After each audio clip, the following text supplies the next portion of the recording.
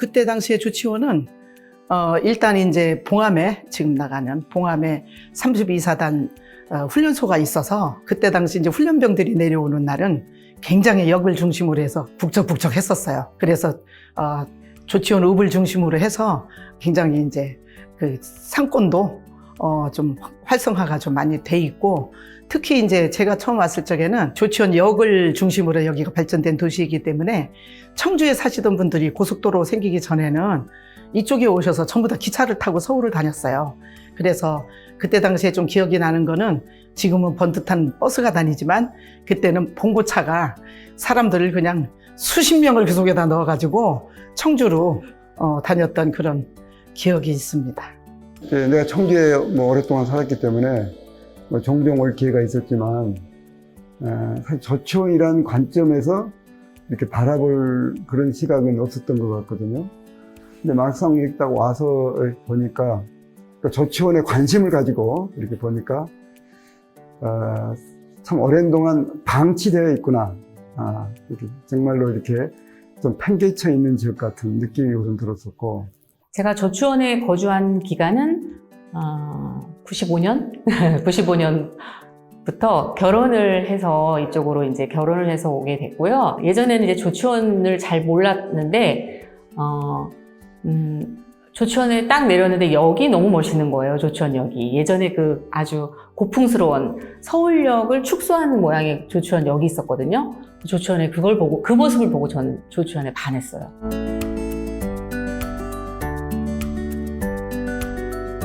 1970년대에 들어서면서 경부 고속도로가 생기고 그 후에 경부 고속철도가 생기고 또 기타 도로가 많이 개설되면서 이제 물류가 조치원으로 몰리던 것이 그냥 전국으로 나가다 보니까 차츰 조치원이 지역이 쇠퇴해가지고 더 트럼화되고 있는 그런 실정에 있었습니다.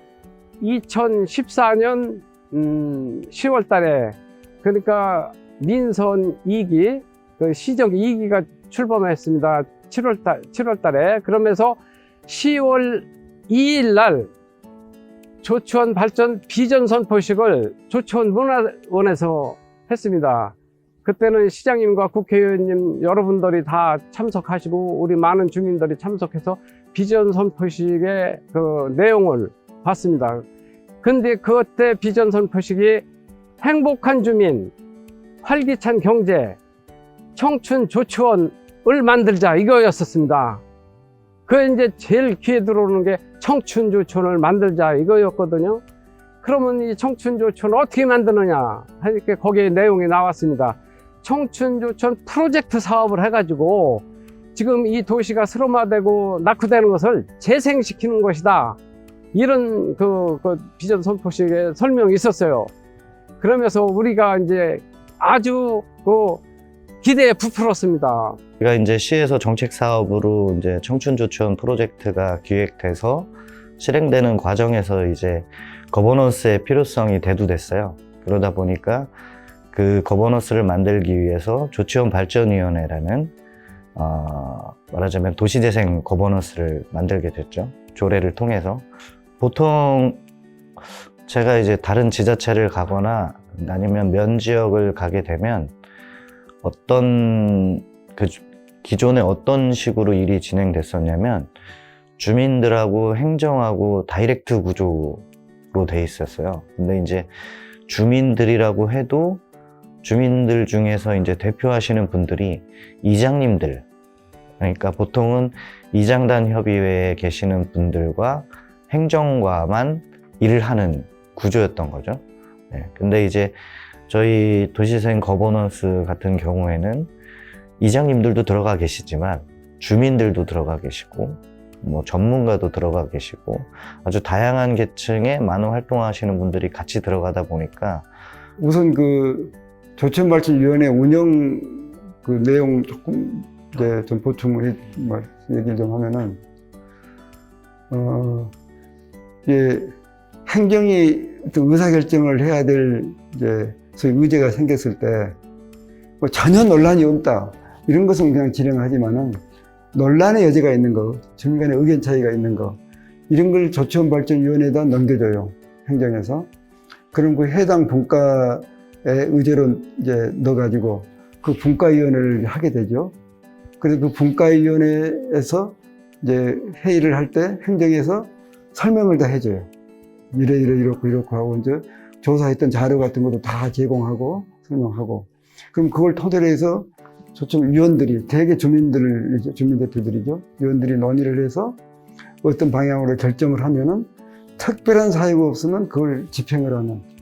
예. 그러니까 주민들 입장에서는 본인들이 아주 의사결정에 직접 참여하고 또 자기들이 결정한 대로 집행이 되기 때문에 참석에 대한 소위 보람을 느낀 거죠. 이게 이제 저체온발전위원회가 전국 어디도 할 수 없었던 것을 세종시에서 이제 이루어냈던 이제 이런 이제 부분이 있는 거죠. 제가 2015년 7월 처음 청춘주천과장으로 올 때는 막 그 청춘조천 사업이 시작되는 단계였습니다. 그때는 청춘조천 프로젝트 22개 사업이 확정되어서 막 시작하던 단계였습니다. 그때는 백인위원회를 구성해서 막 시작을 하던 단계였죠.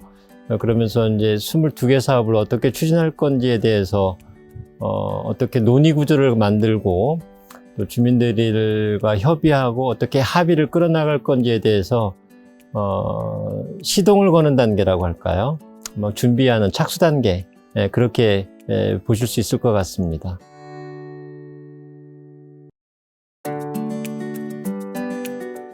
일단 처음에는 행정이 주민을 설득하는 분위기였겠죠. 그래서 주민들에게는 도시재생이라는 개념이 생소했고 또 어떻게 진행이 될지에 대한 궁금증과 염려가 있었던 건 사실이에요. 그러다 보니까 여러 가지 걱정의 소리도 많이 나왔고 과연 이게 필요한 것이냐라는 이야기까지 나올 정도로 이제 걱정이 많았지만 막상 이제 시작을 하면서 주민들끼리의 토론 시작이 되고 주민들끼리의 협업 이것이 시작이 되면서 실험적인 그 사업도 거기도 처음에 마찬가지로 실험적인 사업도 해보고 여러 가지 그 행정에서 수립한 계획에 대한 검토도 해보고 또 주민청문회 같은 데서 이제 이야기도 해보고 하면서 점점 이해도를 높여갔던 거죠. 보통은 내 집, 그쵸? 내 앞마당. 네. 약간은 좀 편협적인 사고를 가지고 있거든요. 개인주의적 성향 때문에. 그런 것들을 깨트리는 게 상당히 어려워요. 그래서 도시재생대학이라는 프로그램을 통해서 주민들의 역량교육을 시키는 거죠. 그래서 그런 사례 공부도 하고 같이 계획도 해보면서 주민들을 계속 깨우쳐 나가는 거예요. 일깨워드리고. 물론 어떻게 보면 우리가 주민들을 가르친다 라는 거는 좀 잘못된 것 같아요. 그분들이 우리보다 더 잘 아는 측면도 훨씬 더 많아요. 근데 저는 우리가 아는 것들을 최대한 많이 공유해드린다는 측면에서 접근을 했고 그런 것들이 아마 주민들이 잘 받아들이신 것 같아요. 본인들이 몰랐던 부분에 대해서 이제 이해하고 거기에 대해서 공부를 하다 보니까 아, 이렇게 해야 되는구나 라는 방향성을 갖게 되고 거기에 따라서 또 참여도도 높아지는 거죠. 제가 청춘주천과장으로 부임받고 왔을 때는 살짝은 실망하는 분위기, 또 협조를 끌어내기 좀 어려운 분위기가 좀 감지가 됐습니다. 물론 그 전에 1, 2, 3기 정도의 도시재생대학을 통해서 일부 지역 주민들이 도시 디자인에 대한 기본적인 개념들, 또 어떻게 행동해야 하는지, 또 어떻게 합의해야 하는지, 뭐 이런 것들에 대한 생각들이나 의견들이 좀 많이 있었습니다만, 그런 교육과정 외에 실질적으로 가시적인 성과, 주민들이 참여를 통해서 보여지는 어떤 도시재생의 성과나 이런 것들이 좀 보이지 않아서 좀 지쳐있는 모습들을 좀 느낄 수 있었습니다. 네, 참여의지 같은 것들이 정말 절실했던 부분이죠.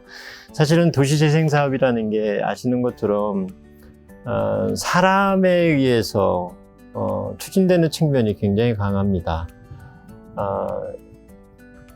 행정에서 공공에서 행하는 것들은 도시 계획이라든지 뭐 이런 것들에 의해서 인위적이고 또 계획적이고 체계적으로 또 법률적으로 재정적으로 지원되는 그런 것들이 있지만 도시재생 사업은 어떻게 보면 도시가 가지고 있는 생활 현장에서의 자원들, 유무형의 자원들을 잘 찾아내서 그것들이 생활 현장에서 이렇게 살아나게끔 만들어내는 작업일 수도 있거든요. 어떤 측면에서.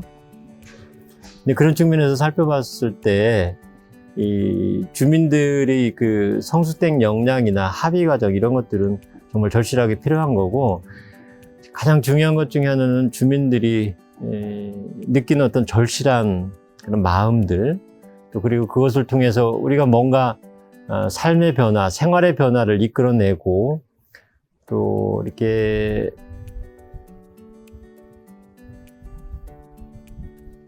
도시의 활력화를 좀 만들어내려고 하는 그런 절박한 그런 의지들이 좀 필요한 거죠. 그런데 이제 도시 재생을 하기 위한 이 조치원 지역은 그 당시만 하더라도 그렇게 절박함이 현실적으로 와닿는 지역이 그리 많지는 않았습니다. 갑자기 쇠퇴하는 도시가 아니라 서서히 쇠퇴하기 때문에 주민들에게 전달되는 그런 감도는 마치 서서히 온도가 올라가면서 느끼지 못하는 그런 개구리 시험 그런 거 있지 않습니까? 그죠? 그런 식으로 지역 주민들의 절실함이 있는 지역은 그렇게 많지 않았던 것 같습니다. 장래적으로 보아서는 신도시 지역이 개발되면서 블랙홀 현상을 우려했고, 그리하면서 조치원의 쇠퇴가 급속도로 진행될 것이라고 하는 우려와 걱정은 있었습니다만, 절박함이나 이런 것들은 조금 약했던 그런 시대적인 분위기였던 것 같습니다.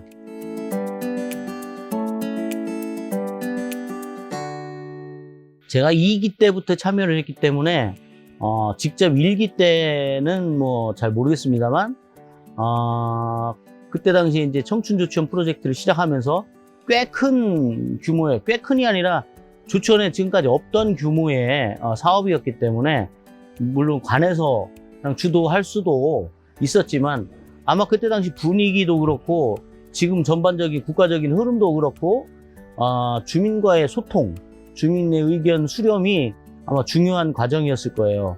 그러다 보니까 이렇게 주민을 대표할 수 있는 거버넌스가 필요하게 됐고, 그런 과정에서 조치원의 유수의 인물들 100여 분을 모시고 거버넌스를 만들었던 걸로 저는 기억을 해요.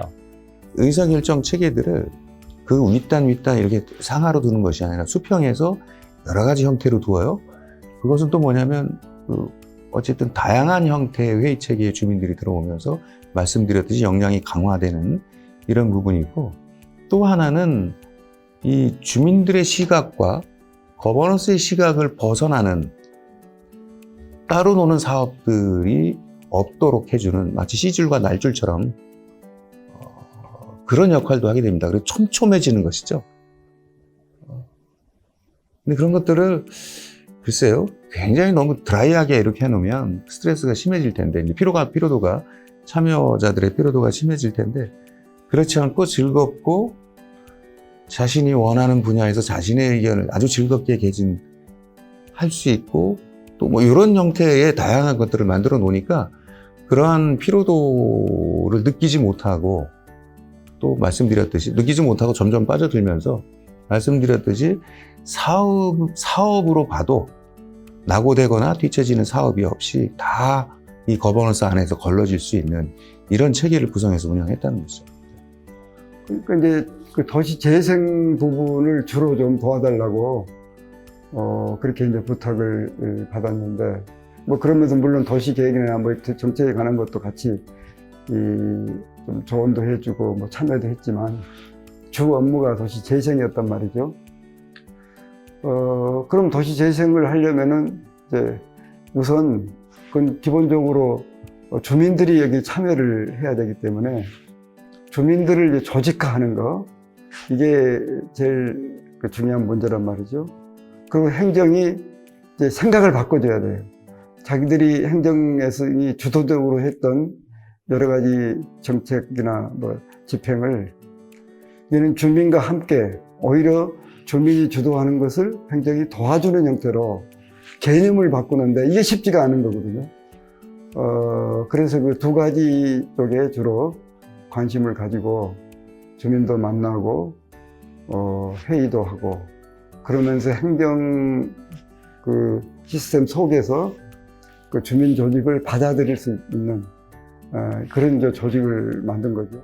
저희가 초창기 때 이제 조시재생 사업을 시작을 했는데 사업 개수는 많지는 않았어요. 이제 행정에서 직접 사업하려고 하는 계획된 사업들이 몇 가지가 있었고, 이제 조치원 발전위원회라는 거버넌스를 만들다 보니까 민원성, 말씀하신 대로 민원성 사안들도 있고 정말로 필요한 사항들도 있고 아주 다양한 것들이 올라왔거든요. 근데 이제 회의를 거치면서 그 중에서 이제 추려 나가는 거죠, 따지면.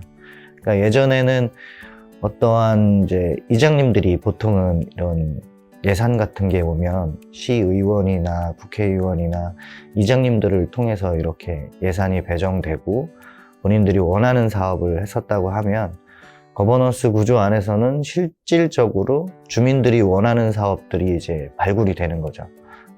그걸 통해서 논의하고 결정해서 그 프로젝트를 추진하도록 하자. 이런 구조로 갔던 겁니다. 제가 청춘주청과장으로 재직하면서 두 가지 회의체를 운영하게 됐습니다. 하나는 나눔회의였고 또 다른 하나는 화요회의였습니다. 나눔회의는 말 그대로 청춘조천 프로젝트 사업을 추진하면서 생기게 되는 여러 가지 생각들, 또 어려운 점, 또 지혜들, 또 가지고 있는 자산에 대한 가치들, 이런저런 것들을 조치원이 가지고 있는 어떤 역량들을 총체적으로 나눠보자라는 취지였습니다. 심지어는 아까 좀 전에 말씀드린 것처럼 어려움까지도 나누어서 해결 방안을 모색해 본 그런 의미에서 나눔회의라고 명명을 했습니다.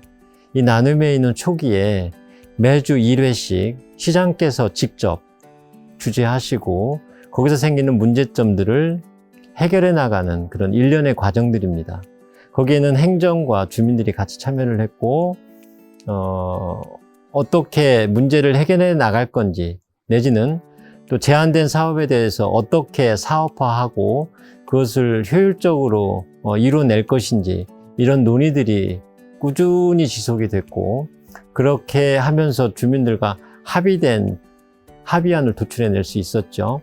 그리고 그런 것들은 말씀드린 대로 철저하게 이행이 되는 구조로 그렇게 진행이 됐습니다. 화요회의는 매주 화요일 날 10시인가를 기준으로 시작을 했습니다.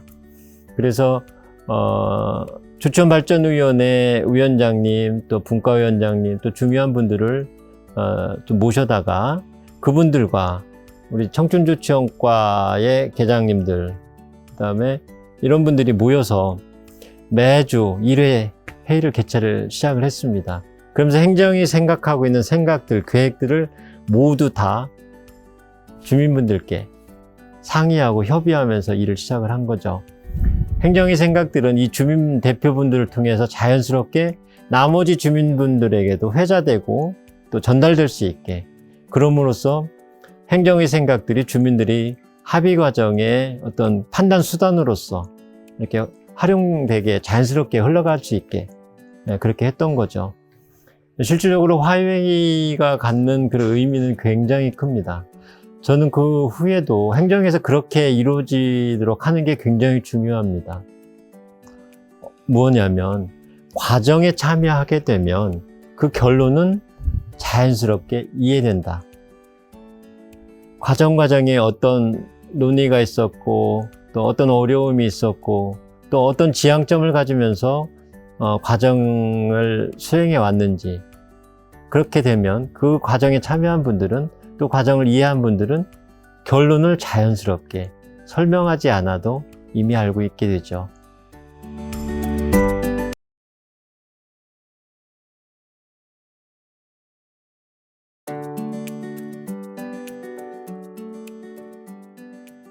조치원발전위원회라는 거는 이제 제가 1기부터 그냥 알고는 있었어요. 근데 뭐 제가 굳이 참여할 필요가 있나? 뭐 아니면 제가 그런 역할을 할 수 있을까? 이런 의문을 갖고 있다가 교동아파트 그 조합장을 지금 하고 계시는 거기가 방치 건물이었잖아요. 고희순 그 전 경제활성화 분과위원장님께서 조치원발전위원회를 활동을 하면서 뭔가 조치원을 위해서 하나 일말의 어떤 그 역할을 하고 싶다. 그래서 이제 그분이 73세시거든요. 그런데도 굉장히 그 지역을 사랑하는 마음으로 이 방치 건물 특별법을 알아보고 그전에는 그런 걸 알 수가 없죠. 우리 일반 주민들은 그런 게 있는지조차도 모르는데 그런 그 조치원발전위원회 그 위원 활동을 하면서 그런 것들을 배우시고 또 그러면 내가 할 수 있는 역할이 있겠구나 해서 본인이 그런 역할을 하셨노라고 저한테 말씀을 하시는 거에 제가 큰 자극을 받았어요. 그래서 그럼 나도 내 나름대로는 할 수 있는 게 있겠구나. 왜냐하면 조치원에서 오랜 시간 또 사업을 했었고, 네, 아이들도 둘이나 키웠고, 네, 그리고 뭐 인맥도 두텁고 이렇게 하니까 그러면은 나도 그 주민의 한 사람으로서 할 수 있는 역할은 조치원발전위원회가 가장 적합하겠다 싶어가지고 위원 활동을 하게 된 거죠. 그때는 아마 조치원발전위원회 신청을 하라고 해서 제가 이제 자진해서 이제 신청을 해서 있었었고, 그때 1기 때는 크게 뭐 제가 역할이 없었다고 하고 또 저도 이제 또 그렇게까지 의욕을 가지고 하지는 않았는데 2기, 3기가 되면서는 조금씩 이제 내가 지역의 가정주부로 이제 지역 그 상황을 좀 알게 되면서 관심을 많이 가지게 됐죠. 특히 나중에 이제 도시재생분과위원장으로 있으면서 한 달에 이제 한두 번씩 화요회의도 하고 또 이제 그 시장님이 주최하는 회의에도 참석을 하면서 제가 모르던 시의 이제 방침도 많이 알게 되고 거의 아마 주민들이 다 그럴 거예요.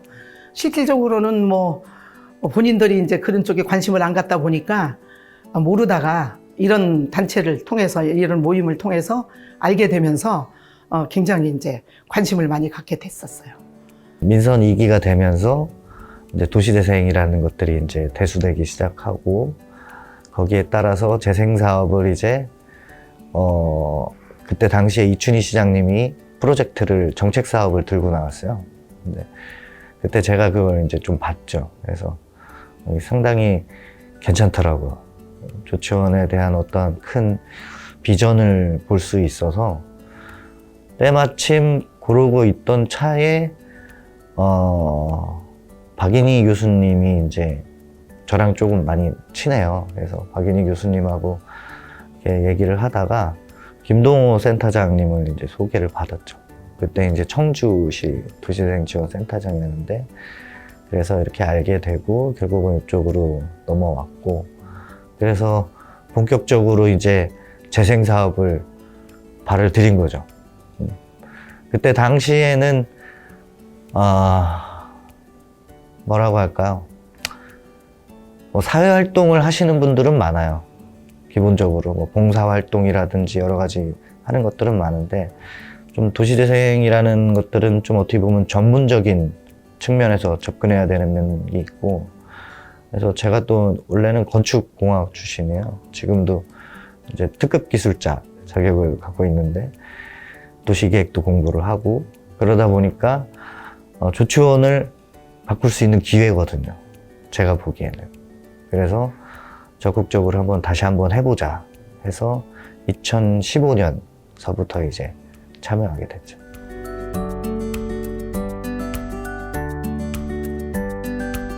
어떤 사업을 할 때 이 사업 대상지를 어디로 할 것이냐, 당연히 주민들 간의 의견 차이가 있고 또 도로를 하나 새로 개설한다, 진입도로를 한다. 그럼 다 자기 지역 근처로 가져오려고 그러고 그런 이제 의견 차이가 있을 수밖에 없는데 그건 어디 가나 그건 당연한 건데 그런데 이것을 처음에는 다 이제 자기 주장을 해요. 그런데 그것을 주민들끼리 얘기를 하도록 이렇게 펼쳐놓으면은 합리성이 결여된 다른 사람이 호응을 못 얻은 주장을 했던 분은 계속 주장을 할 수 없는 분위기가 되더라고. 다른 사람이 호응을 안 해주니까. 그래서 시간이 이렇게 흐를수록 점점 합리적인 방향으로 이렇게 의견이 모아져 가는 거. 이걸 제가 이제 목격을 했어요. 그렇게 하면 대안이 뭐 2개, 3개 이렇게 이제 좁혀져요. 그런데 더 얘기를 하다 보면 하나로 모아지기도 하고 끝까지 서로 의견이 갈릴 때 그러는 합의에서 전 그러면 우리 투표로 합시다. 이렇게 이제 서로 합의를 해가지고 최종적으로는 투표를 한다든가. 그런데 많은 경우가 그 전에 대화를 계속 하다 보니까 되게 하나로 이렇게 모아지는 경우도 많았죠. 합의하는 과정에서는 갈등은 있을 수는 있었을 겁니다. 갈등이라 하면 표면화된 갈등이 아니라 의견의 다름에 대한 거죠. 이게 제가 이제 주민들과 만나면서 굉장히 강조하고 또 설득하면서 드렸던 말씀 중에 하나가 우리가 다름을 인정하는 문화가 필요합니다. 다른 것은 틀린 게 아니기 때문에 나와 생각이 다르고 또 다른 것들이 모여서 이 지역 사회를 만들어 나가는 그런 것일 수도 있습니다. 어떤 측면에서는. 그렇다면 중요한 것은 다른 것들을 다 조화롭게 잘 하나의 다름으로 만들어서 하나의 다름은 또 다른 같음으로 만날 수 있게 노력을 해나갑시다. 뭐 이런 얘기였어요. 다름을 인정하는 문화, 다름을 인정하는 토론 문화, 또 다름을 인정하는 합의 문화를 통해서 하나의 합의된 의견을 끌어내려고 노력을 많이 했고 또 주민분들께서도 그거에 동의를 해주셨어요. 그리하면서 아까 말씀드렸던 사적인 이익 관점이라든지 뭐 여러 가지 측면에서 어떻게 하면 저 공간을 사람들이 찾아오는 공간, 만나는 공간, 활동이 일어나는 공간으로 만들 건지에 대해서 합의를 끌어낼 수 있었던 거죠.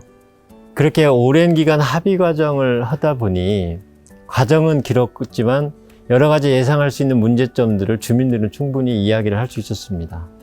실질적으로 공사가 이루어지는 단계에서는 상가들의 앞에 다 펜스가 쳐지고 통행이 불편해지고 몇 개월 동안 매출이 떨어지고 심지어는 오가는 통행인들 또 내지는 상점 주인분들은 넘어지시거나 다치거나 신체적으로 상처를 입는 경우도 사고가 발생되는 경우도 있었죠. 다 참아내셨어요. 제가 이제 현장 사무실에다가 문제가 발생되면 바로 신고하고 조치가 가능하도록 안내센터를 만들어서 현장에서 운영을 하게 됐는데 거기에 찾아오는 분들이 있었지만 그분들은 다쳤으면 병원에 가서 치료해드리고 뭐 이런 기능을 했고 현장에서 주민들, 상인분들의 불만은 거의 듣지 못했습니다. 직접적으로 와서 불만을 말씀하시거나 항의하는 사례는 단 한 건도 없었습니다.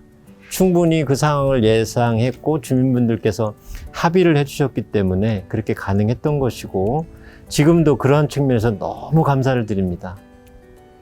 초기에 주민들의 역량이 거버넌스가 지속되면서 역량이 강화되는 이렇게 이제 예상을 하시는 분들이 많은데요. 오히려 이 노재생 사업에서는 초기에 더 많이 집중하는 경우가 있어요. 그 역량이라고 하거나 또는 참여의 역량이나 이런 것들이 왜 그러냐면 초기에는 물리적 시설 사업이 굉장히 많이 일어납니다. 열악한 동네를, 열악한 지역을 재생하는데 꼭 필요한 물리적 시설 사업들을 하죠. 부족한 문화 공간을 만든다거나 오픈 스페이스, 공원이나 이런 쉼터를 만든다거나 또는 경제 아이템을 가지고 카페를 만든다거나 좀 뭐 이런 거점들을 만드는 이런 작업들을 하는데 또 열악한 도로를 개설하고 전선을 지중화한다거나 하는 작업들을 많이 해요. 그러니까 초기에 눈에 보이는 물리적 시설 사업들이 중심이 되다 보니까 눈에 보이는 것들이 많아요. 변화가 내 눈에 보인다고요. 초기에 거버넌스 서로 이해의 차이 이런 부분들은 오히려 쉽게 풀려요. 해야 될 목표가 있고 지금 우리에게 주어진 사업들이 있고 하기 때문에 이제 사업들에 집중하게 되죠. 그러면서 하나는 이제 거버넌스 참여자들의 역량이라고 하는 것은 그냥 콩콩콩 내 주장만 하면 거버넌스에서 구성원의 역할을 다 한 줄 알았었는데 이제는 그게 아니라 자기 역할에도 책임이 있다. 또는 자기가 의견 개진했던 것에도 일말의 책임이 나에게도 있다. 그리고 나도 내가 할 수 있는 한 그 사업에 발담궈서 내가 할 수 있는 만큼의 무엇을 해야 된다는 것을 이제 알아가면서 그러면서 조금 더 이제 활발해지고 거버넌스가 더 풍성해지고 이런 과정들을 다 거쳤죠.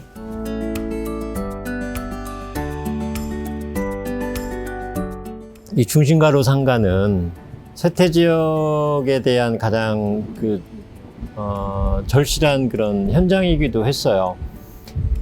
중심가로 상가에 쇠퇴하는 모습들이 매출로 나타난다거나 뭐 이런저런 것들이 굉장히 많았죠. 사람들이 모이는 공간으로서 중심가로를 어떻게 탈바꿈시켜야 될 건지에 대한 고민들이 시작이 됐던 거죠. 그래서 어떤 이벤트가 일어나게 하든지 아니면 사람들이 관심을 갖게 하는 지역으로서의 중심가로를 만들기 위해서 주민은 또 행정은 무엇을 해야 될지를 고민을 했지요. 그래서 맨 처음에는 차 없는 거리를 만든다거나 내지는 광장으로 만든다거나 여러 가지 제안들이 제시가 많이 되었죠. 그렇지만 그런 과정에서도 지역 주민들 또 상인들의 합의된 의견을 끌어내는 데는 엄청난 시간이 걸렸습니다. 사실상 가장 어려운 것 중에 하나는 공공영역에서 합의된 의사결정을 만들고 그 합의된 의사결정에 의해서 일을 진행시키는 것인데 주민들의 다양한 이견들 또 사적인 이익 관점에서 바라보는 그런 어떤 개발 행위들 이런 것들을 하나의 합의된 그 의견으로 끌어내는 데는 정말 오랜 시간과 또 계속적인 노력들이 전제되어야 됩니다. 그래서 그때 거의 1년 이상을 주민들의 합의 과정을 끌어내기 위해서 서로 노력을 했고 계속 필요한 생각들을 나누고 의견을 조율하면서 지금 중심가로 보행환경 개섭이 완성된 저 모습을 갖게 된 겁니다. 지금도 이제 잊지 못하는 기억 중에 하나가 중심가로 그 아스팔트 포장을 처음에 공사해서 깨내는 작업하는 첫날입니다. 그때 지역 주민들하고 약속은 7시부터 공사를 시작합니다라고 이렇게 합의가 됐었어요. 그런데 미리 나와가지고 펜스 치고 또 차량 통제하고 포크레인들은 와 있고 덤프트럭도 와 있고 공사할 준비가 다 됐던 거죠. 저도 그때 6시 조금 넘어서 현장에 나와 있었는데 주변 상황 점검하고 돌아오는데 그때가 한 6시 반쯤 됐을 거예요. 갑자기 굉음 소리가 나는 거예요. 7시 약속인데 6시 반에 공사를 시작했던 거죠. 그때만 하더라도 살짝은 새벽 느낌이었어요. 그러면은 지역 주민들이 이 새벽에 웬일이야 이런 느낌을 가질 수 있거든요. 그래서 즉시 이제 현장 소장에게 연락해서 공사를 중지시켰죠. 중지시키고 주민들께서 양해하는 시간은 7시다. 그런 7시부터 하자. 이게 하나하나의 주민과의 약속이고 그런 것들은 철저하게 이행하려고 노력을 했고 그리하면서 주민과 행정이 서로 신뢰하는 관계를 가질 수 있는 거죠. 거의 대부분의 많은 것들은 합의하고 이행하고 신뢰는 쌓아가면서 도시재생 사업이 진행되어 온 겁니다.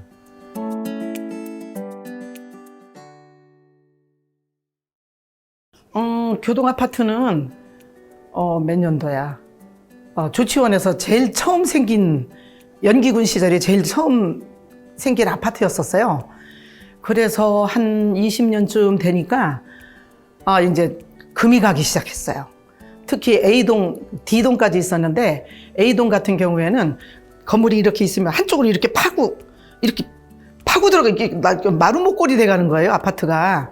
그렇게 해서 그때 당시에 이제 집이 이제 잘못하면 무너지게 된 또 옛날에 이제 와우 아파트 붕괴 사고도 있었었고 하여튼 그런 이제 사회적인 이슈도 있고 이렇게 했었기 때문에 그래서 이제 아파트를 재건축을 하자. 그때 당시에 이제 주민들이 전체가 다 전부 다 이제 찬성을 해서 아파트를 건축을 하자고 하기는 했는데 국토부에서 방치 건물 특별법에 의한 선도 사업이 진행이 됐었어요. 집을 지어야 되겠다 생각을 하고 처음에 왔을 적에는 신청을 안 했어요. 근데 이제 다시 또 2018년도에 선도 사업 저기가 올라오니까 시청에서 저한테 연락이 왔어요. 그래서 이렇게 전번에도 공문 띄워드렸는데 신청을 안 하셨는데 이번에도 또 이게 올라왔다. 그러니 될지 안 될지는 모르겠지만 그때는 제가 이제 이사였었거든요. 한번 신청을 해보시는 게 어떠냐 그래서 제가 그때 깜짝 놀랐죠. 그래서 임원들 다 부르고 조합장 부르고 이렇게 이제 공문이 왔다는데 왜 이사들한테 안 보여주시냐고 그랬더니 그때서야 이제 보여주는 거예요. 그래서 그러면 어떻게 이사님들이랑 조합장님이랑 되든지 안 되는지 선도 사업에 신청을 해봐야 되는 거 아니냐. 그랬더니 하자고 해가지고 그때 이제 저희가 신청을 해서 불과 며칠 안 남았을 때 신청을 했는데 그때 전국에 14개인가 12개인가 신청을 했는데 2개 선정하는데 저희가 됐어요. 그게 우리의 이제 교동아파트 재건축의 시발점이 됐죠. 워낙 채무가 많아가지고 추진이 안 돼요. 채무가 많아가지고. 또 이미 조합원들은 많은 분은 한 8천만 원, 적게는 6천만 원씩을 다 돈을 내놨어요. 근데 그 돈은 뭐 10원도 없고 빚만 있는 거예요, 빚만. 그리고 더군다나 진 건물 중에서 지금 5층인가 몇 층이 부실하게 졌고 꽤 10년 동안 그렇게 방치돼 있어서 제가 참 많은 질타를 했어요. 공무원들한테 또 시장한테. 2번씩이나 부들어왔는데 누가 조합원들 뭐 돈 내라면 누가 돈 내겠습니까? 또 분양을 해서 분양대금 내라면 누가 돈 내요? 시하고 조합하고 같이 한다고 해야지 시민들이 믿고 시가 같이 개입됐으니까 저것은 우리가 좀 사서 생활해야 좋겠다 할 수 있게끔 옆에 땅을 사달라고 해서 샀어요. 그렇게 해서 이제 추진을 하는데 준공이 되면 조촌 랜드마크가 되지 않겠는가. 그래서 뭐 일부 그 옆에 있는 한 분은 시끄럽다 뭐하다 이유도 했지만 그 주변에 계신 대부분이 참고 우리가 견디겠다. 소음이 나고 진동이 있어도 참고 견뎌서 우리 조추원 그 역전 일대에 경계를 살려달라. 그래서 지금 순조롭게 잘 추진되고 있습니다.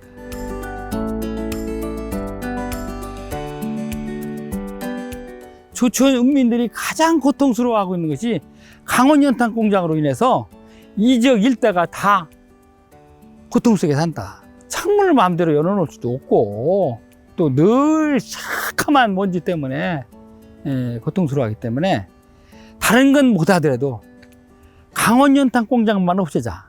그러면 조촌민들이 환경이 바뀔 것이다 하는 얘기를 시장님한테 했어요. 강원 연탄 공장을 내가 없애겠다고 했더니 어떤 노인이 한 분이 저를 살짝 불러요. 불러더니 서 후보 내 평생 소원이 있는데 들어달라. 그래서 뭡니까? 너는 내가 지금 우리 집에서 빨래를 해가지고 우리 집 마당에 한 번쯤 널어봤으면 좋겠다. 그래서 그래서 참 조금만 기다리시라고 제가 마당에 빨래를 널게끔 해드리겠다. 예, 그래서 처음에 이제 연탄 공장을 없앨 때 내가 의원으로서 혼자서 할 수 있는 일이 아니고 주민들 협의체를 만들어서 우리가 뭐 일주일에 한 번씩 모여서 무슨 일을 하자, 어떻게 했으면 좋겠는가 토의도 하고 이것을 늘 앞에 강원 연탄 공장에 있던 앞에 교회가 있어요. 또 교회 목사님이 회의, 우리 교회 와서 회의를 하라고 말이에요. 신도만 들어오는 게 아니라 여러분들이 와서 한다면은 기꺼이 내 사무실 빌려주겠다. 그래서 예배당을 빌려줘갖고 거기서 늘 회의도 하고 총회도 하고 그러면서 경과보고도 하고 뭐 이렇게 했지요. 그래서 참 그 목사님도 너무 고마워하시고 저희도 또 그 목사님에 대해서 너무 고맙고 이렇게 참 좋은 일이 아니었는가 이렇게 생각을 합니다. 그러면서 그 지저분했던 데도 다 메꾸고 또 주차장도 만들어 가지고 이렇게 참 잘 됐는데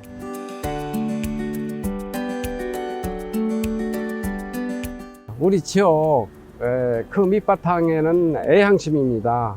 우리 내 고장을 좀 잘 만들어서 우리도 활용을 하고 우리 후손에게 넘겨주자 이 마음을 가지고서 이제 지금까지 쭉 해오고 있습니다. 그런데 이제 앞으로 이제 우리 그 조천 발전위원회나 주민 여러분들께서 좀 생각해 주실 것은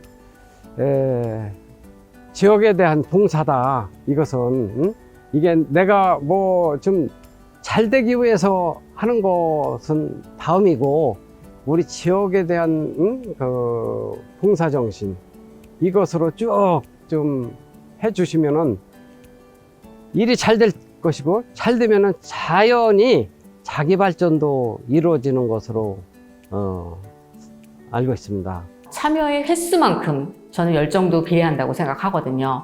참여를 많이 하신 분들일수록 아, 여기 우리 지역에 필요한 게 뭐지? 하는 궁금증을 스스로 찾고 그다음에 거기에 대한 이제 어떤 전체적인 분위기를 만드신다거나 이런 역할들을 하시게 되거든요. 그래서 사기의 역할은 1기부터 3기까지는 뭔가를 만들어내는 일을 했다면 4기에서는 그거를 어떻게 운영하고 그걸 주민들이 잘 활용할 수 있도록 도움을 줄 수 있을까라든지 뭐 관에서의 역할과 저희 주민의 역할 중간에서 다리를 놓는 역할을 했다고 저는 생각해요. 네. 이해관계가 생기면 조금 이렇게 이해관계 때문에 좀 불협화음이 생기는 경우를 보는데 그런 경우에 이제 저희가 할 일이죠. 그게 주민의 입장에서 관을 설득을 한다든지 또 아니면은 관에서 불편한 뭔가를 일을 하려고 하는데 주민의 역할이 필요한데 좀 말 그대로 뭐라고 해야 되나 표현을 잘해야 되는데 걸림돌이는 아니고 약간 좀 부정적인 그 마음을 가지고 계신 분들한테는 이제 관에서 직접 나서서 하는 것보다는 저희가 위원들이 좀 이렇게 설득을 하는 과정을 하게 되거든요. 그런 과정들이 굉장히 큰 저희 역할이었다고 생각을 합니다.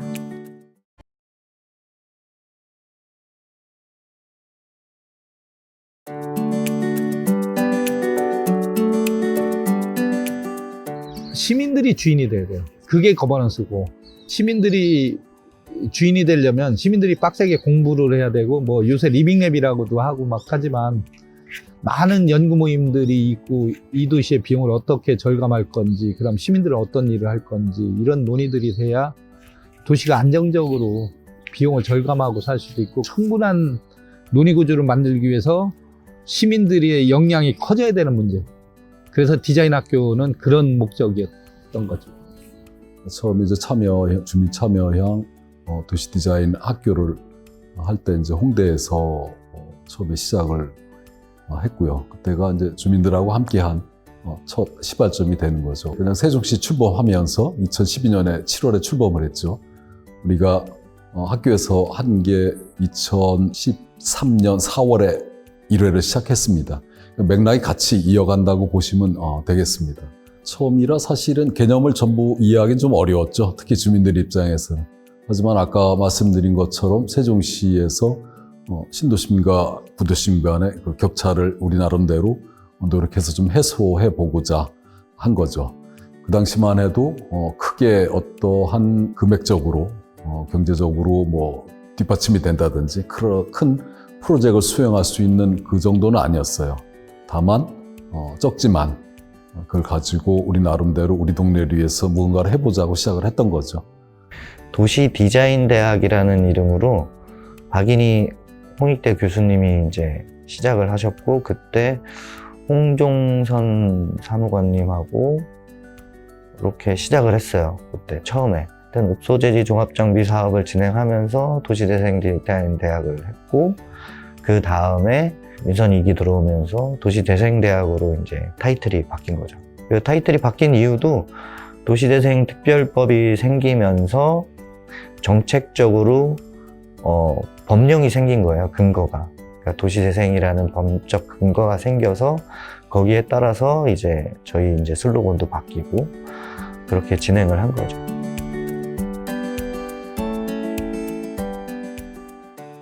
도시재생대학을 진행을 하면서 이 동네 앞길을 여기를 막아서 동네 음악회를 한번 해본 적이 있어요. 그런데 그때는 이제 주민들이 문화에 참여를 하는 것보다는 초기에 했던 건데 주민들은 이제 와서 향유하는 이런 그 마을 축제 뭐 이런 개념처럼 했는데 그때는 그게 다인 줄 알았죠. 근데 도시재생 참여하면서 보니까 우리가 참여해야 되는 거야. 우리가 문화에 직접 뛰어들어서 그냥 우리가 보고 즐기는 것만이 아니라 우리가 만들고 기획하고 우리가 실제로 행하고 이런 과정을 겪어야만 문화라는 것에 조금 더 한 발 더 들어갈 수 있다는 걸 느끼고 그 이후로는 우리가 이제 참여를 하죠. 처음엔 도시재생대학으로 시작했다가 이제 대학 교류했지 않습니까? 단과별로 했다가 단과에서 쭉 있어하고 했는데 저도 처음부터 그 도시재생대학을 참여하고 특히 제가 사는 평리 주민들 보고 우리가부터 해야 된다. 우리부터 하자. 그래서 참 참여하고 이렇게 해왔습니다. 그러니까 너무나도 좋은 아이디어도 많이 나오고 왜냐면 뭐 우리 속담에 배지장도 맞들면 낫다고 하잖아요. 한 사람 생각과 두 사람 생각, 세 사람 생각이 다 틀려요.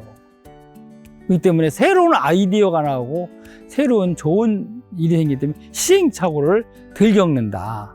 그렇기 때문에 저는 늘 주민 참여가 하는 것이 가장 바람직하다. 저는 이렇게 생각을 하고 있어요. 왕성길은 처음 시작할 때 10년 정도 보고 시작했어요. 재생사업을.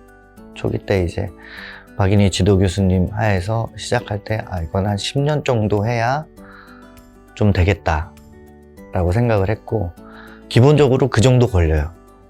저희가 재생사업을 해보니까 기존에 이제 청주 같은 데나 뭐 대전이나 부산 같은 사례를 보면 재생사업을 한 번에 해서 1, 2년 안에 효과가 나타나는 경우는 거의 없어요. 네. 시행착오를 계속 겪어가면서 변화하고 하면서 한 10년 정도 지나면 그 효과가 나타나더라고요. 그래서 왕성길은 지금도 이제 진행 중인 거고 2015년에 시작했으니까 지금 한 6년 정도 된 것 같아요. 그래서 큰 하드웨어 사업도 했어요. 그래서 경관도 많이 개선되고 했지만 아직 끝난 거는 아니고 다른 사업을 또 준비해 보려고 해요.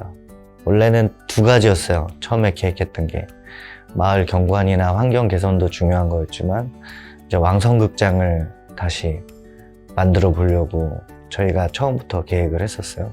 그래서 지금은 왕성길이 워낙 뜨다 보니까 아주 여러분들이 왕성극장을 많이 갖다 쓰시더라고요. 다 좋아요. 저희는 오히려 더 좋아요. 자꾸 이슈화가 되니까.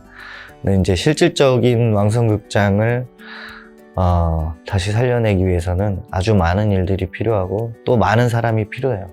그래서 내년서부터는 그 작업을 좀 시작해 보려고 해요, 제가. 그러니까 예전에는 이제 그 상리 이장님들 주변 위주로 이장님이나 뭐 상인회 회장님 이런 분들 위주로 뭔가가 이루어졌다면 이제 최근에는 그 도시재생대학이라는 걸 통해서 그 그룹 그러니까 관심사가 이제 굉장히 다르잖아요. 어떤 분은 뭐 마을을 내가 홍보하고 싶어요. 그러면 해설사 공부를 하신다든지 아니면은 마을에서 뭔가를 특별한 걸 만들어서 이거를 마을을 대표하는 상품으로 만들어서 판매하고 싶다든지 뭐 이런 분들이 그룹으로 모여서 그 저녁 시간에 영업을 마치고 나서도 막 9시부터 공부를 하시더라고요. 9시부터 11시까지 막 이렇게 공부를 꾸준하게 하신 분들이 시간이 뭐 한 3, 4년 지나다 보니까 그분들이 굉장한 그 역량을 갖춘 분들이 되게 계시는 거예요. 그래서 거기에 물론 뭐 굉장히 많은 도움을 주신 분들이 계시죠. 관에서도 물론 도움을 주셨고 그다음에 도시재생대학에 저는 굉장히 역할이 컸다고 생각을 해요. 그래서 그분들이 뭔가 나도 할 수 있구나. 우리 힘으로 누군가 와서 해주지 않아도 내가 살고 있는 곳을 내가 스스로 가꾸고 내가 뭔가를 개발하고 노력하면 되는구나 하는 거를 경험했다는 거. 경험을 통해서 그게 이제 뭔가 다음 스텝으로 갈 수 있는 그게 된 것 같아요. 그래서 경험해보지 않으면 그냥 뭐 듣는 거, 그 다음에 누가 와서 해주고 그냥 가는 거 이런 거는 별 의미가 없잖아요.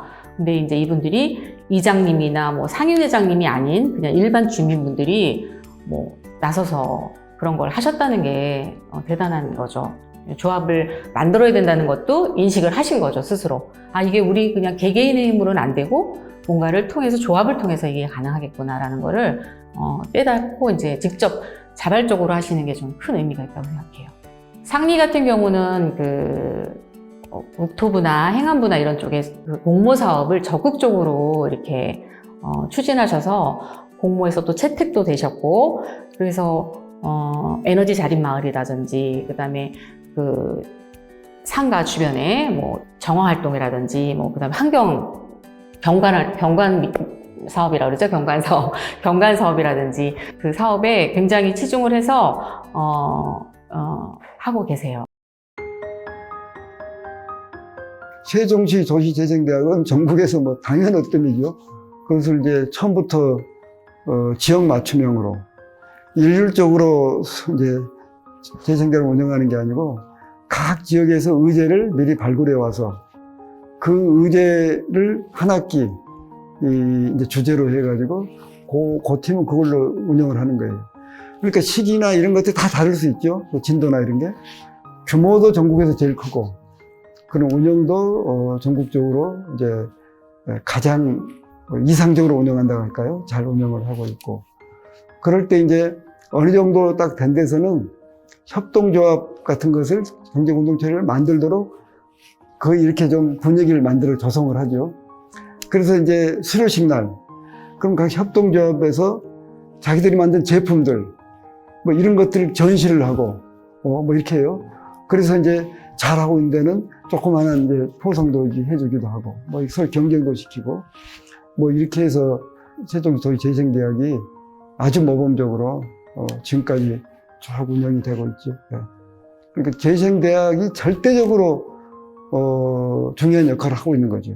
처음 시작할 때도 재생이 뭔지 뭐 아나요, 주민들이? 그러면 이제 그런 기본 개념부터 시작해가지고 재생대학에서 그 자기 지역의 의제 발굴, 우리 뭐가 필요하다.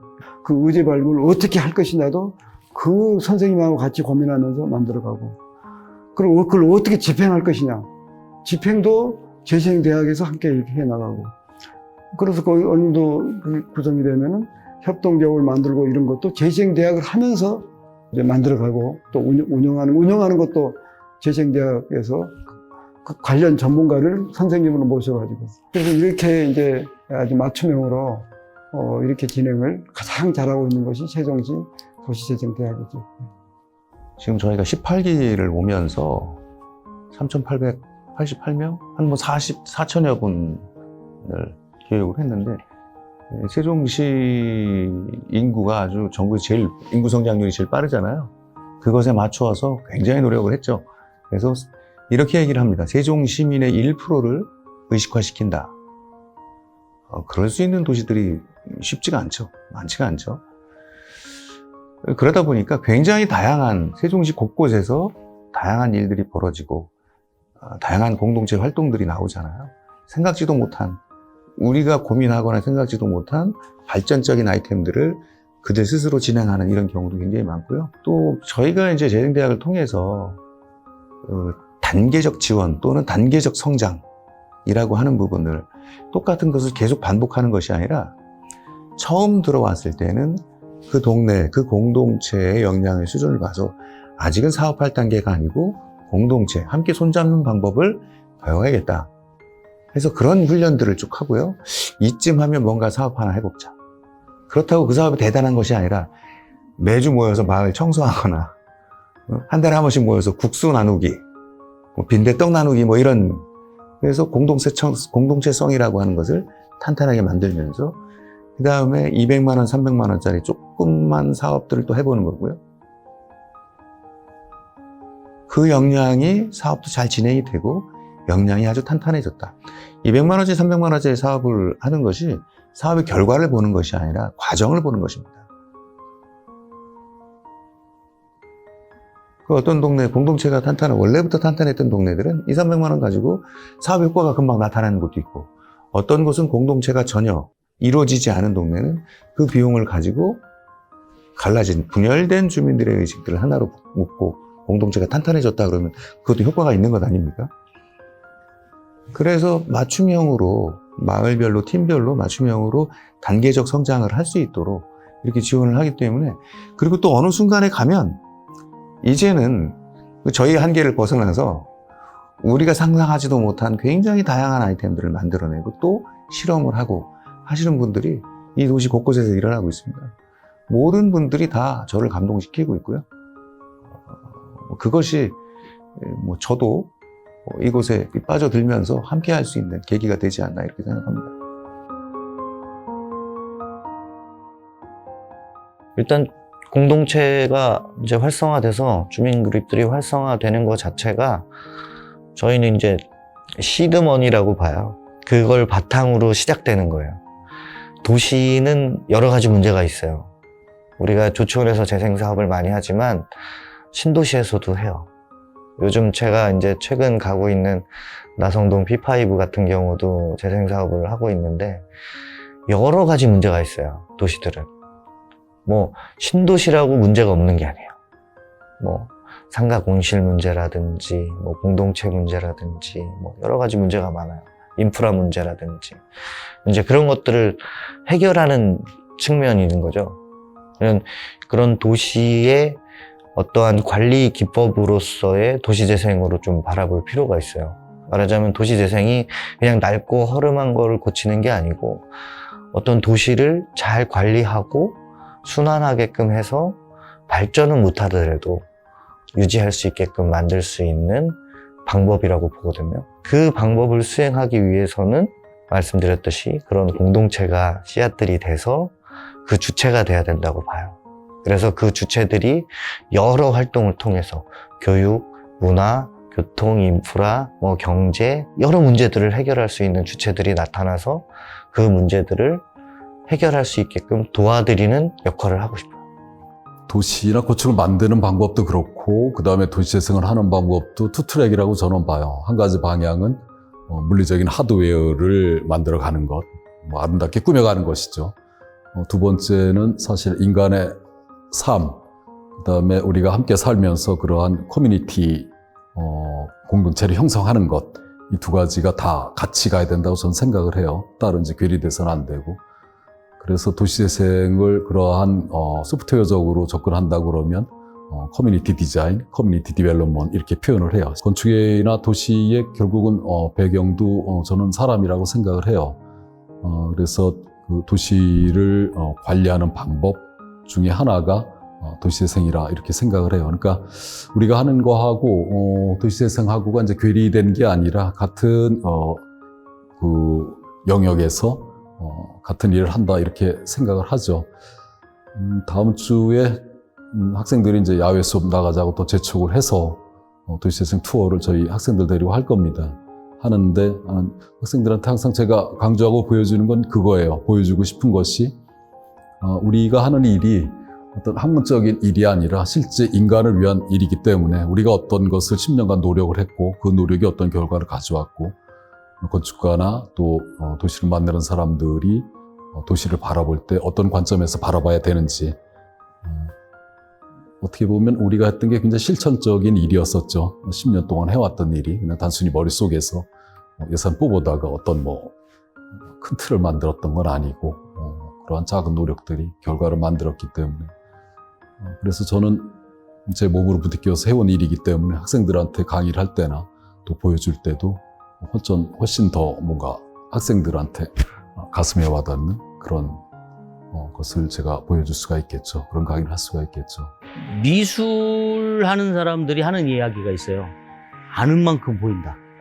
그림도 아는 만큼 보인대요. 그 그림을 그린 작가의 일대기라든가 그 시절의 그 사람의 삶이라든가 이런 걸 알면 그림에 대한 그 이해도도 높아지지만 애착도 간대요. 마찬가지인 것 같아요. 조치원에 대해서 자꾸 알고 조치원에 대해서 자꾸 관심을 가지면 조치원이 좋아지는데 뭐 아무 관심도 없이 나는 나고 뭐 지역이 나를 위해서 뭘 해줬어 이런 생각으로 있으면 과연 이 지역을 살아갈 수 있을까요?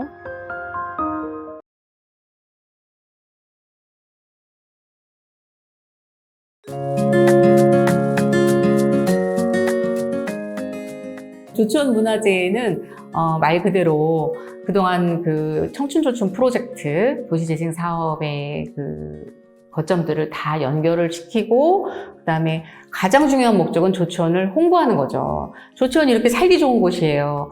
살고 계신 분들도 내가 살고 있는 곳에 대한 애정을 더 갖게 되고, 그리고 또 계속 살고 싶은 곳이 돼야 되고, 심지어는 정말 들어와서 살고 싶은 곳이 돼야 되죠. 정말 오송이라든지 뭐 가까운 신도시에서도 좀 오셔가지고 조천을 좀 많이 느끼고, 저는 그런 면에서 조천문화재가 그런 역할을 해야 된다고 생각을 하고, 조천 주민들이 말 그대로 서로 십시일반 이렇게 하는 문화재로 저희는 그렇게 만들었습니다. 관에서 예산이라든지 이런 거 저희가 요구하지 않고요.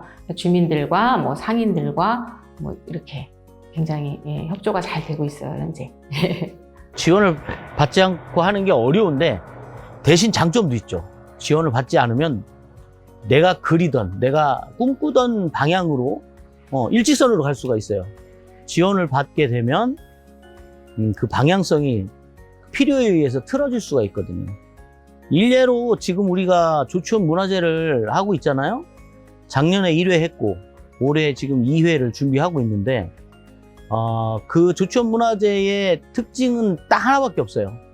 행정으로부터 전혀 지원을 받지 않고 주민 거버넌스에서 기획하고 실행하고, 그리고 그 들어가는 비용 자체도 주민들의 십시일반으로 만들었다는 거.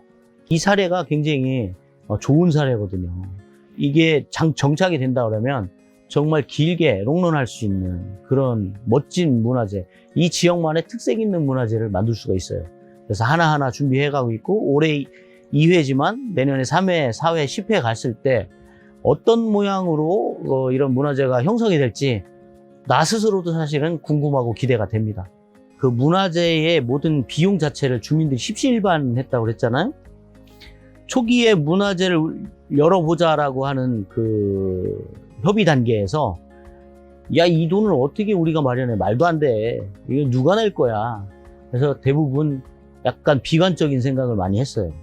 이걸 뭐 5만 원, 10만 원, 뭐 만 원, 2만 원 걷어서 이 1,000만 원대의 그런 비용을 어떻게 만들며 그 행사하는 데 필요한 인원들은 또 어떻게 충당할 거야? 뭐 다 이런 분위기였죠. 야, 행정 도움 없이 그게 말이 돼? 차라리 시간이 걸리더라도 행정한테 우리 주민들에게 예산을 좀 배정해달라고 하는 게 어떻겠느냐라는 의견이 지배적이었어요. 그럼에도 가다가 안 되면 그때 서더라도 일단 가봅시다 해서 주민들에게 또는 조발이 그 위원들에게, 그리고 지역의 뭐 사업체나 뭐 이런데 가서도 협조 요청하고, 공방 이런 데서 물품 같은 것도 지원 요청하고, 그리고 인력도 정 안 되면 우리 조발위원들끼리만 합시다 했는데, 이제 그 여러 곳에서 또 이제 참여에 손길이 있었고, 그러다 보니까 하다 보니까 정말 그 우리가 목표했던 모금액보다 더 많이 모은 거예요.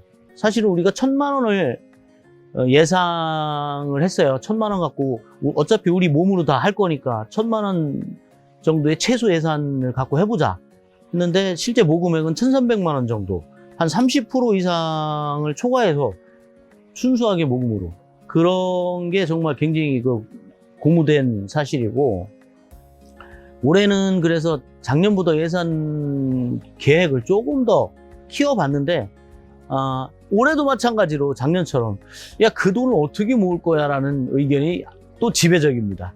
그래도 어떻게든 해보자가 우리 의지고, 이 의지대로 행하다 보면 되지 않을까요?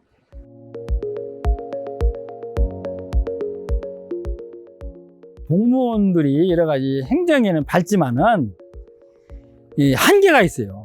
공무원이 보는 눈과 시민이 보는 눈과는 틀려요. 시민은 직접 살아왔고 피부로 느껴왔던 거고, 공무원은 그냥 중앙으로부터 지시된 것에 대한 그 일을 하던 것이기 때문에 안 맞아요.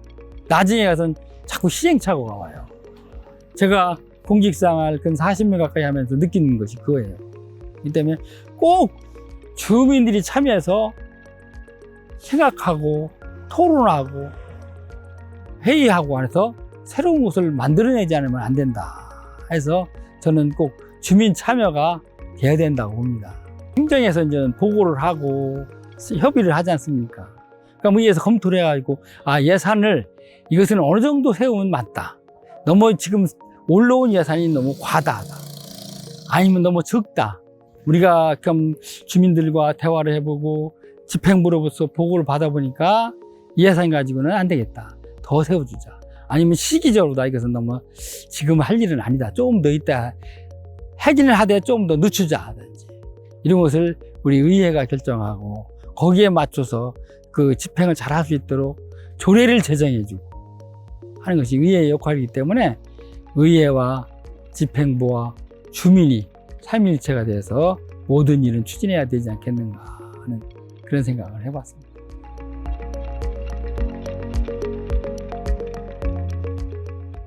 어떤 분이 이런 글을 보여준 적이 있어요. 소 한 마리를 어떻게 먹일 것인가에 대해서 회의를 하고 토론을 하다가 그 소가 굶어 죽었대요. 그보다는 꼴을 베다가 그 소에게 먹여주는 그 사람이 진정한 도움이 되는 사람이다. 그 사람이 진정한 일꾼이다. 이런 글을 보여줬어요. 그거를 보면서 정말 맞는 이야기다. 토론도 중요하고 협치도 중요한데 그거 왜 하는지에 대한 목적성을 알고 했으면 좋겠어요. 토론하는 것 자체가 목적이 아니잖아요. 그죠? 우리가 당면한 그 과제를 해결하는 게 목적이니까 아까 이야기한 것과 연관되게 긍정적으로 그 목적을 향해서 나아가는 게 중요한 거예요. 그렇게 다들 마음을 갖고 토론에 임하면 뭐 그 토론도 하면 할수록 이게 마일리지가 쌓이잖아요. 그렇지 않고 반대의 부정적인 마음만 갖고서 토론을 한다 그러면 있는 재산도 까먹고 그 소는 죽어요. 굶어 죽어요. 그러니까 그 소를 꼴을 베어다가 먹입시다. 그게 도시재생이고 그게 발전이고. 조치원발전위원회가 실제로 인원은 한 100여 명 되잖아요. 근데 이제 실질적으로 활동하시는 분들은 또 이제 몇 분에 지나지 않고 그러다 보니까 이분들이 이제 조치원발전위원회에서 뭘 하는지도 모르는 분들이 해마다 들어오는 그런 경우가 종종 있죠. 그러니까 실제로 조치원발전위원이 100여 명이 여기에 있는 실적이라든가 뭐 이런 문제점이라든가 모든 면을 이분들이 나가서 주민들하고 가장 근거리에 있으니까 하셨어야 했는데 그게 안 되고 일부 위원들만 열심히 하는 위원들만 열심히 하다 보니까 오히려 이제 그게 많은 분들이 이제 조치원발전위원회가 뭘 하느냐 할 필요가 없다, 없애야 된다. 이제 참여하는 사람들이 열심히 하고 있지만 또 안 하거나 자기들이 또 소외됐다고 생각하는 사람들은 뭐 하러 하냐, 그거 뭐 별로 한 것도 없는데 뭐 그 단체 있을 필요 있어? 뭐 이런 식으로. 지금 제일 걱정되는 게 뭐냐면 많은 사업들을 해놓은 거가 지금 그냥 스톱돼 있는 코로나 영향이 있어요. 그래서 활성화를 시키지 못하고 그냥 문 닫고 있다가 아직까지도 이제 그렇게 이제 남아있는 곳들이 많이 있는데 사실 그게 제일 중요할 것 같아요. 뭐 조치원발전위원회가 뭐 계속 유지가 되든 안 되든 그런 부분은 좀 어떤 뭐 공동체가 됐든 뭐가 됐든 그거를 좀 분담할 수 있는 그런 협의체가 좀 있어야 되겠다는 생각이 좀 들어서 그게 좀 고민 중에 있고 걱정이 좀 되는 거예요. 어쨌든 그냥 여기서 그냥 스톱하고 뭐 그냥 한 거 그냥 그대로 놔두고 이러면은 하나도 이게 하려니는 지금 그냥 조치원 주민들이 지금도 세종시는 어떻고 이렇게 얘기를 해요. 그러니까 조치원은 세종시가 아닌 것 같은 느낌. 그거를 어쨌든 해소를 시켜야 되는데 그 부분이 굉장히 좀 가슴 아픈 일이거든요. 이제 그런 거를 없애기 위해서 청춘조치원을 한 거고 도시재생을 한 거고 세종시 내에서 균형 발전을 위해서 노력을 한 건데 그런 부분이 제일 그래요. 그래서 어쨌든 세종시는 뭐 읍면, 동이 다 함께 똑같아질 수는 없겠지만 그래도 조치원역이 어떻게 좀 차별화되는 어떤 뭔가를 좀 이뤄낼 수 있을까 그런 고민 제일 중요할 거라고 생각합니다. 앞으로도 뭐 건물이 올라가고 뭐 이런 것도 중요하겠지만 그래 세종에 가면 조치원에 뭐가 있어? 세종 가면 조치원에 꼭 들려서 뭘 봐야 돼? 뭘 어떻게 체험을 해야 돼? 하는 이런 거를 좀 더 좀 개발하고 좀 살려야 된다. 이 조천발전위원회라는 거버넌스는 꼭 필요한 전 단체라고 생각을 해요. 어떤 모습이 됐던 주민이 참여할 수 있는 그런 형태의 시민단체는 반드시 필요하고 4기, 5기 뭐 계속 발전된 방향으로 가고 있다라고 이제 저는 생각을 하거든요. 좀 다양한 계층의 분들이 뭐 청년, 노인, 그다음에 여성, 아이, 청소년까지도 포함해서 의견을 자유롭게 개진할 수 있는 그런 쪽으로 가야 된다고 생각하고 그렇게 해서 의견 수렴을 다양한 루트를 통해서 좀 했으면 좋겠다. 보완할 점은 그건 것 같아요. 그래서 물론 이제 저희가 이렇게 보면 잘 안 보일 수가 있거든요. 그러니까 새로운 시선으로 바라볼 수 있는 그런 프로젝트의 연장선에 저희가 좀 있어야 될 것 같아요. 정책 결정하시는 분들이 우선 당장의 비용을 부담스러워할 수는 있는데 이 도시를 크게 봐서 이제 창조그룹들이 유입될 수 있는 거죠. 창조그룹들이 와야만이 문화산업이나 이런 것들이 꽃을 피우고 사실 빌바오를 대부분의 사람들이 쳐다볼 때 구게만 뮤지엄만 쳐다보고 뭐 그렇게 얘기를 하지만 그 이면에 오랜 기간에 걸쳐서 창조그룹들이 유입되고 그런 콘텐츠들이 돌아가면서 결정체로 이제 온 게 구게만 뮤지엄이에요. 그러니까 먼저 사람들을 어떻게 이제 올 수 있게 만들 것이냐 그런 고민들을 먼저 하고 근데 그게 돈은 들어갈 수밖에 없죠 초기에는. 근데 우리가 봤을 때 5년 후는 자립 기반이 된다고 봤었는데 그런 거에 대해서 이제 과감한 결정을 못 할 수도 있죠 행정가들은. 이제 그렇게 되면서 그것들이 이제 무너지고 다시 시작하기가 이제 또 어려운 구조이기도 하고 결국 이제 사람을 키우는 일인데 기존에 있는 사람들이 역량도 커져야 되고 그 커진 역량을 가지고 이 도시에 이제 창조그룹들이 이렇게 유입될 수 있는 구조를 어떻게 만들어갈 건지가 고민을 해야 되고 그리고 이제 그런 걸 운영하거나 이런 것들을 주민들이 할 수 있게 주민들 스스로 자기들 키우고 전문화 시켜야 된다는 얘기죠. 굉장히 많은데요. 항상 많은 일들을 하다 보면 아쉬움이에요. 일을 조금 하면 아쉬움도 덜할 텐데 똑같은 거잖아요. 생각을 많이 하다 보면 아쉬움도 많아지죠. 하나는 함께 할 수 있는 플랫폼 같은 역할을 센터가 하지만 실제로 플랫폼 같은 것들이 있어서 센터를 오지 않아도 자신들끼리 이제 같이 공유하고 뭐 할 수 있는 단톡방은 단톡방이 주는 의미가 있지만 거기엔 자료나 정보들이 다 갖춰 있고 이런 플랫폼 구축을 하고자 했는데 뭐 예산도 그랬고 예산은 핑계겠지만 이런 것들을 지금도 하고 있는데 제대로 하지 못했던 부분이 좀 아쉬움이 있고요. 기록화 사업 지금 하고 있지만 이걸 초기부터 하자 했는데 그래서 초기부터 했으면 지금 훨씬 더 수월하게 기록화가 됐고 거기에 계속 모든 것들이 이제 중첩돼 가면서 했을 텐데 하는 그런 아쉬움도 하나 남아요. 기록화라는 것이 잘 됐던 것들을 기록해서 잘 됐던 것을 자랑하기 위해서가 아니라 그 중에 와서 이 부분에 왜 이렇게 부족했는지 무엇이 앞으로 더 보완돼야 될지 향후 미래를 결정짓는데도 기록하라는 게 굉장히 중요하잖아요. 그런 플랫폼을 제대로 일찍 구축하지 못했던 것이 좀 아쉽고요. 하나는 도시재생에 있어서 물리적 시설 사업이나 이런 것들은 괄목할 만한 변화가 있었는데 그것을 채우는 작업이 좀 부족하지 않느냐. 거점들도 물론 이제 지금 과도기지만 거점들이 생각처럼 활성화되지 못하고 하는 부분이 모두 다 예견됐던 부분들인데 그것을 왜 미리 선결하지 못했는가 하는 이런 아쉬움이 좀 있고요. 조금 더 나아가서 보면 왜 그랬나를 고민해 보면 주민 중심, 주민 주도에 너무 함몰돼 있지 않았나. 이것은 뭐 주민들에게 너무 힘을 주었다라는 의미가 아니고요. 모든 것에 대한 책임을 주민들에게만 묻고 있는 것이 아닌가 이런 생각이 듭니다.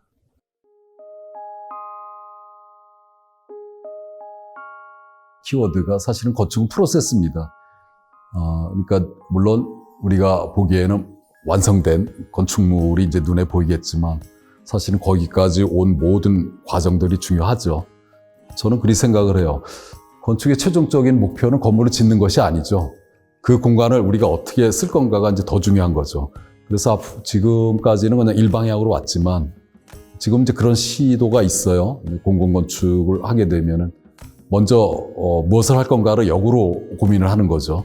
건물을 만들어 놓고 뭐 거기에 맞춰서 이제 하는 것이 아니라 이 건물의 용도, 그다음에 또 준비 과정들, 뭐 예산 이런 거 전체적으로 사전에 좀 검토가 되고 최종적으로 만들어지면은 무엇을 할 건가가 결정이 되면 상당히 효과적인 그러한 건축을 만들 수가 있겠죠. 건축이 뭐 단순히 건물을 만들어가는 과정이라고 말씀드릴 수 있지만은 그러면 만들어진 것을 어떻게 활용할 건가 이제 이 고민을 하게 되는데 거점들이 이렇게 많이 만들어지는데 잘못하면은 우리가 지금까지 해왔던 모든 게 다 그냥 F&B 공간, 카페 만들고 뭐 펍 만들고 해가지고 사용한다 그러면은 그 의미가 없잖아요.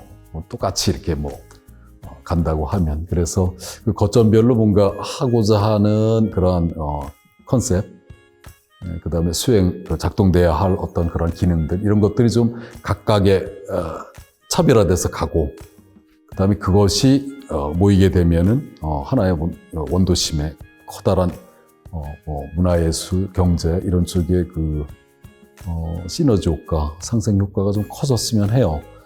그래서 제가 지금 고민하고 있는 것을 각자 단위의 프로젝트나 건물로 보질 않고 한 판에다가 모든 걸 놓고 어떤 역할들을 서로 하고 그다음에 어떻게 재미있는 동네로 만들어 갈 것인가.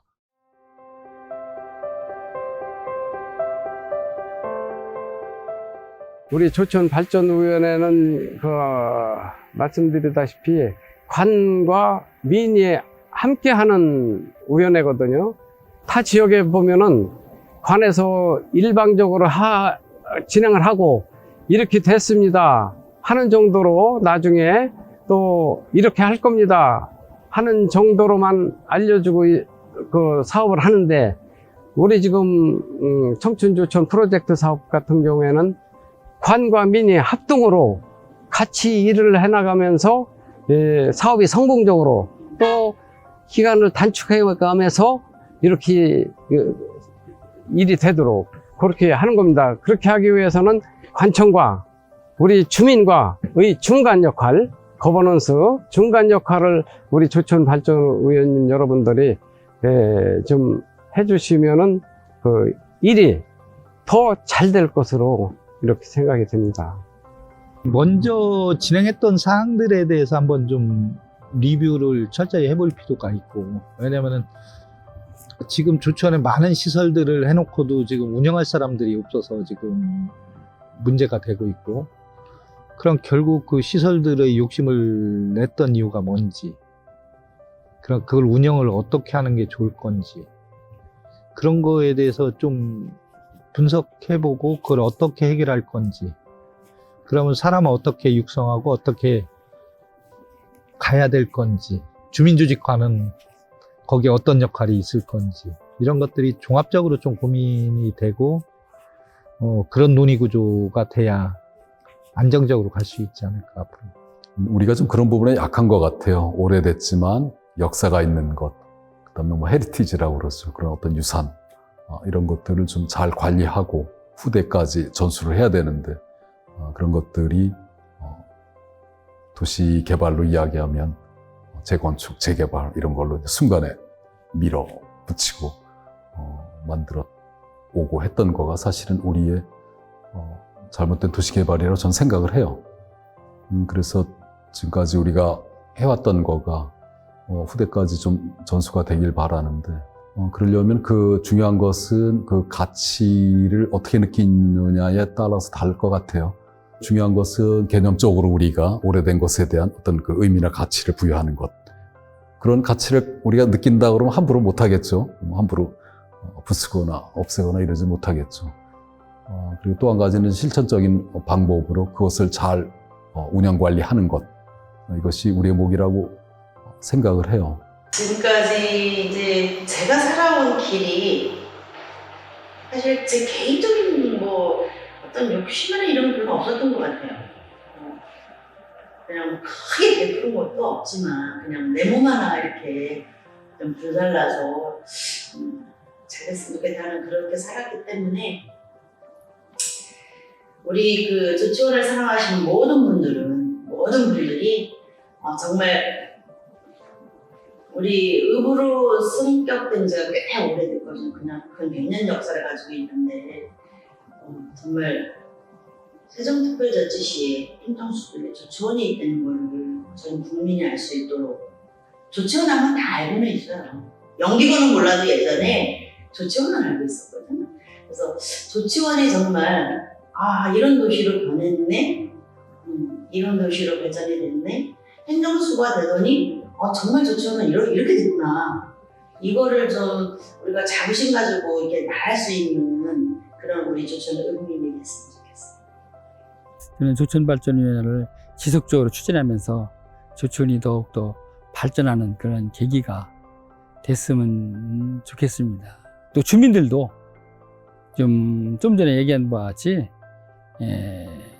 함께 토의하면서 내 뜻이 반영이 안 됐다 해서 불만만 토론하지 말고 왜 반영이 안 됐나, 또 상대방이 한 것이 반영됐으면 그것이 왜 반영이 됐나 하면서 그 선정된 것이 더 잘 되도록 함께 노력하고 하는 것이 가장 바람직하지 않겠는가. 굉장히 힘들게 해서 주민 조직한 거거든요. 그때는 또 행정에서 굉장히 적극적으로 또 같이 이렇게 참여를 하고 이렇게 해서 전국적으로 어디보다 튼튼한 소위 그 협치 체제, 소위 거버넌스 체제를 구축해서 운영을 이제 해왔었는데 최근 들어오면서 이게 많이 와해가 돼요. 많이 이제 그때 적극 열심히 했던 이런 분들이 슬슬 이제 뒤로 이렇게 빠지고 뭐 이러면서 그 주민 조직 자체가 지금 많이 지금 약화된 것 같거든요. 그래서 이제 이 부분은 사실 처음 하는 것보다 한번 흩어진 걸 다시 모으기 더 어려울 수 있는 거거든요. 그래서 더 와야 되기 전에 행정에서도 조금 관심을 가졌으면 좋겠고, 그리고 주민분들도 이 결국은 주민들 스스로를 위하는 거잖아요, 사업을. 그래서 뭐가 좀 마음에 안 드는 게 있다고 해서 이제 안 한다고 이렇게 뒤로 발 빼고 이러지 마시고, 결국은 이제 내가 나서야 우리 지역을 계속 살려나갈 수 있다라는 정말로 이 지역에 대한 주인의식을 가지고 좀 적극적으로 좀 참여할 수 있었으면 좋겠다, 이렇게 생각이 됩니다. 일단은 좀 지역을 아끼고 사랑하는 마음이 장착이 돼야 되고요. 기본이고요. 그렇다고 해서 너무 또 한쪽으로 치우치거나 빠지면 안 되죠. 넓은 안목으로 멀리 내다보고 지역을 좀 사랑하는 마음이 기본적으로 장착이 돼 있는 분들이 역할을 많이 하셨으면 좋겠고, 이건 정치하시는 분들도 할 수 없는 일 같아요. 그러니까 내가 이 지역을 뭐 대표한다 이렇게 하는 분들이 할 수 있는 일이 아니라 이 지역에 머무르고 살고 싶고 살아가는 사람들이 해야 될 일 같거든요. 물론 중간에 좀 힘들 때도 있죠. 내가 뭐 굳이 내가 해야 돼? 다른 사람이 할 일을 내가 뭐 떠안고 있는 것 같은 기분이 들 때도 있을 것 같아요. 부담스럽고 무겁고 뭔가 그런 것들은 좀 시간이 지나면 굉장히 이제 그게 이거 굉장히 보람 있는 일이다. 새로운 걸 만드는 게 굉장히 매력 있는 일이잖아요. 뭔가 없는 거를 새롭게 창조해내는 거.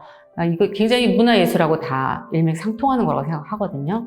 그래서 다양한 분들의 의견을 수렴해서 대다수의 분들이 공감을 하고 저희가 이제 만들어 놓은 것들을 잘 활용해서 더 심화 발전됐으면 좋겠죠. 지금이 과도기라고 생각하고 고비라고 생각합니다. 산을 오를 때에도 똑같은 속도로 계속 오를 수는 없잖아요. 어느 순간 숨 고르기를 할 때가 있고 숨을 고르면서 앞으로 올라갈 곳도 보고 뒤를 돌아보면서 굉장히 많이 올라왔구나 라고 뿌듯해하면서 또 힘을 얻고 또 한 발짝 한 발짝 가잖아요. 그 시기라고 생각을 해요. 그래서 주민 여러분들 지금까지 잘 해오셨는데 지금 우리 주민들이나 또는 거버넌스의 역량이 부족해서 지금 저희가 잠깐 정체하고 있는 것이 아니고 어쩔 수 없이 겪는 이런 과정이다 이렇게 이해를 하시고요. 지금까지 해왔던 동력들 잃지 않으시고 함께 하셨으면 좋겠습니다. 그러기 위해서는 조금 더 다른 정책들, 조금 더 다른 방식들 저희가 고민해서 구상해서 함께 할 테니까요. 처음에 생각했듯이 그런 발전적인 목표가 얼마 안 남았습니다. 발전적인 목표를 이루기 위해서 함께 시작했던 그 동력 잃지 않고 함께 손잡고 함께 하셨으면 좋겠습니다. 도시는 생물과 같습니다. 그러므로 이 도시를 잘 만들고 관리하고 또 도시가 계속 활력이 넘치는 주민들이 삶의 만족, 삶의 질을 높이는 그런 도시를 만들기 위해서는 지속적인 노력과 관심, 협조, 참여 이런 것들이 필요하죠. 도시재생사업에 의한 청춘주천 프로젝트에 의해서 이렇게 이루어진 공간들은 그 공간이 갖고 있는 그런 장점들을 최대한 살려서 지속적으로 주민들의 삶에 도움이 되는 방향으로 지속적으로 운영되고 관리돼야 하거든요. 그러기 위해서 행정에서는 그 사업에 대한 이해도가 지속적인 관심이 필요하고 또 주민분들께서는 도시재생사업을 통해서 만들어진 그런 주민들의 활동들도 계속해서 지속적으로 이루어져야 됩니다. 그래서 말씀드리고 싶은 사항은 우리가 간절한 마음으로 수행했던 그런 도시재생사업이 지속성을 갖고 계속 이어지도록 행정과 주민이 함께 노력하는 모습들, 또 그런 필요하다면 메커니즘을 만들어내는 작업들, 이런 것들이 필요한 것 같습니다. 일단 내가 뭘 잘한다고 어필할 필요는 없는 것 같아요. 제가 요즘 많이 배우고 있는 건데 저희 멘토이신 우리 박인희 교수님이 항상 하셨던 말씀인데 제가 요즘 많이 깨달아요, 그거를. 물론 저희가 이제 경쟁사회에 살고 있고 본인 어필이 중요하긴 해요. 근데 저희 재생사업에서는 본인을 어필할 필요가 없는 것 같아요. 본인이 얼만큼 잘하고 열심히 하느냐에 따라서 나에 대한 평가는 내 주변에 있는 사람들이 해주는 것 같아요. 본인이 잘한다고 어필해서 평가를 받을 필요는 없다. 본인이 그만큼 열심히 하다 보면 주변 사람들이 평가해주고 그 평가를 통해서 본인이 계속 성장하는 거다. 천천히 가되 멈추지 않고 가는 게 필요하다고 생각을 해요. 너무 급하게 가다 보면 빨리 지쳐. 그러다 보면 다른 생각을 하게 되고 저 산까지 못 가요.